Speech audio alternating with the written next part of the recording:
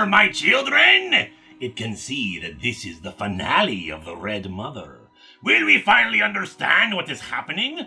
What happened to Daisy's boyfriend? What is the conspiracy around her? And what is the Red Mother? When last we left Daisy, some sort of vandalism had occurred at the abandoned chapel where she and Leland, her boss, had been putting together their art exhibit. Her supposed friend, Cordelia, invites her to investigate something weird about a little statue in her possession. And Ian is attacked by the Herald, the strange being that has been stalking Daisy. We pick up with Daisy arriving at the chapel, only to find some mugger attacking Cordelia and attempting to stab her. Daisy intervenes, but the attacker is able to get away with the small statue she found. Daisy tries to contact Ian at the hospital, but all of her texts go unanswered. To be fair, this might not be because of the Herald. It could just be an introvert who doesn't like responding to things. The art exhibit at the chapel was heavily damaged in all the ruckus, though Leland is confident he can remake his pieces better than before. Given what happened, Leland tells Daisy to take the next couple days off or just work from home. Let him handle repairing the exhibit. She tries to go visit Ian at his apartment, but there's no answer. Her dreams return, the Herald offering a heart to her even, and she gets Cordelia from the hospital. When she mentions that she's heard nothing from Ian for days, they head to the apartment and Cordelia breaks down the door, thinking he may be in trouble, only to find a completely vacant apartment. Can't help but feel a little rejected in a relationship when a guy ghosts you so hard he moves.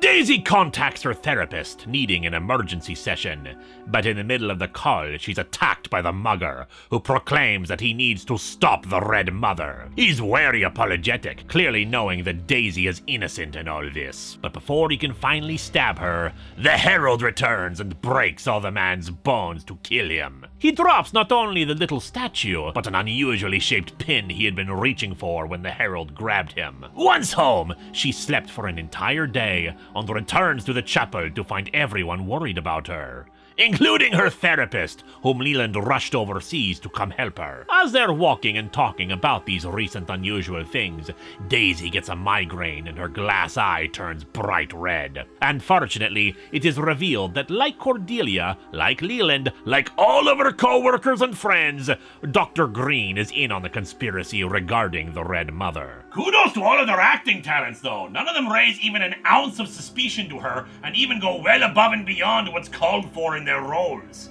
Daisy arrives for the night of the opening of the exhibit, and Leland invites her, being the one who made all of it possible, to be the first to try it. And thus she begins the interactive exhibit, the puzzles she has been working on this whole time.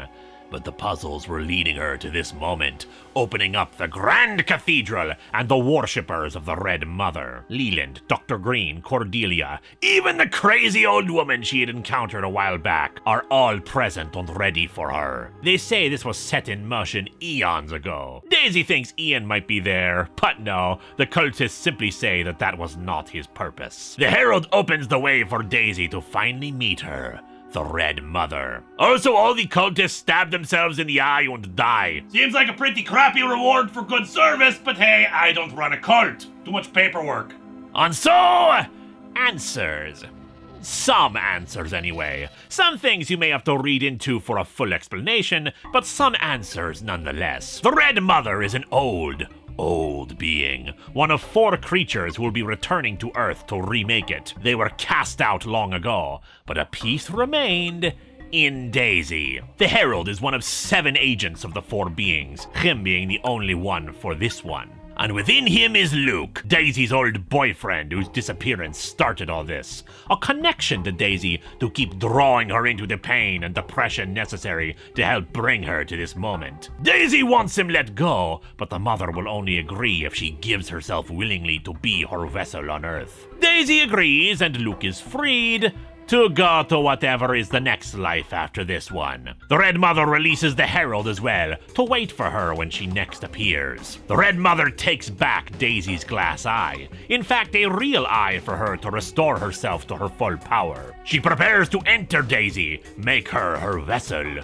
but Daisy still has the pin from her attacker, stabbing the Red Mother with it. She then rips out the creature's eye and crushes it, either killing her or weakening her enough for her to escape the Red Mother's realm. She returns outside the chapel, now on fire, on seemingly the only survivor of these events. She realizes the whole thing had been a lie, a trap and a puzzle for her.